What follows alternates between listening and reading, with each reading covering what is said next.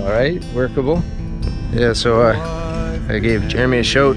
Decided to go for a last second dive. The weather turned, rain dissipated, and it's nice and sunny out. I thought the visibility would be crappy, but look at that, it's pretty solid. So we're just gonna do a crab dive. I've been skunked every single day this year. I keep diving for crab, but finding undersized ones, even undersized ones, are hard to find in some of these areas. It makes me think that people are grabbing smaller ones, but we all know that happens way too much. But yeah, we're gonna hit this side of the causeway. Gonna do a little bit of a dive from the point back to the spot where we parked, and hopefully bring some crab home for myself and my wife. Maybe make some crab cakes.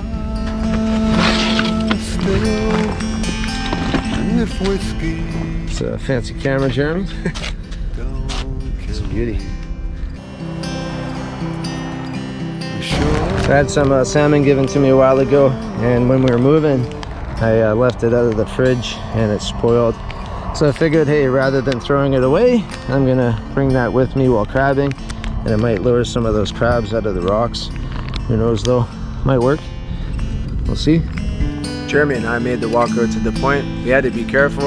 I found used syringes in this area. There's also a lot of thorns and spikes to stab in our feet.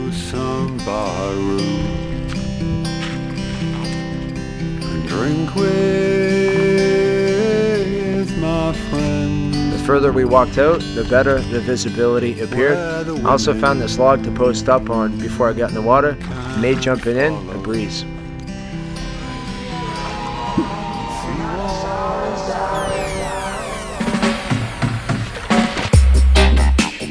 From the moment I jumped in, I was spotting Dungeness crab. Unfortunately, they were too small.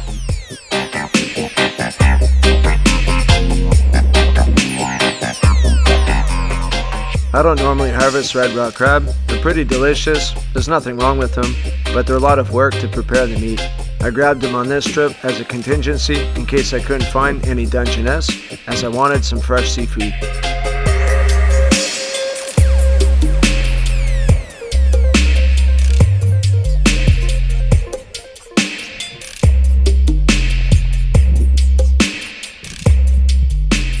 Once I had my limit with crab, I got a bit more selective. As I found a bigger one, I'd throw a smaller one out. It's a shame that bivalves are closed in Area 29 because this spot was littered with oysters. I also found all these little minnows, not sure what species. If anyone can identify, let me know in the comments. Nice work, Jeremy, on the hand catch with the flounder. Leaving the bait bag out seemed to work pretty good. There's definitely a lot more crab congregating in the area.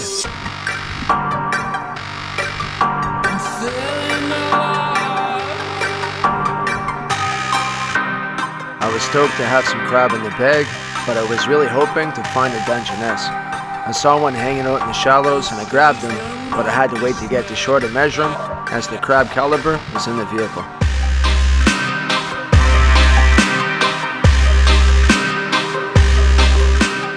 It took a countless amount of dives, but I finally found a keeper.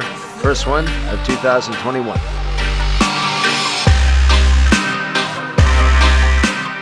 I also kept a couple red rock crab.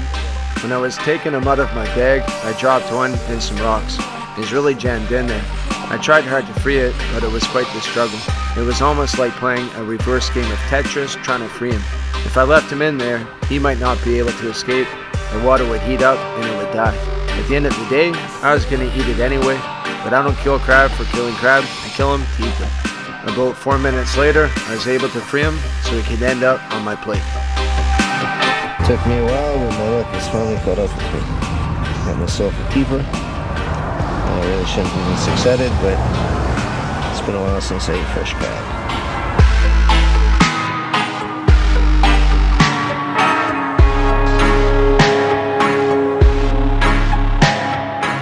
For a last second unplanned dive, we had a really good time. Guys pull their arms up like, yo, you wanna fight? You know what I mean? They get so defensive. Dude, it's all arms, man. These guys skip leg day for sure. Yeah. Thanks for the dive, Jeremy. It's always a pleasure. Alright, so everybody does their own thing with crabs. In BC, crabs don't have to be hard-shelled, but ideally you want a hard-shelled crab. If you just push right here and it concaves in, it's a soft-shelled crab. You won't yield much meat, so much better to find one that's nice and firm. This guy is a male. You can tell by the lighthouse feature versus a beehive in the middle there.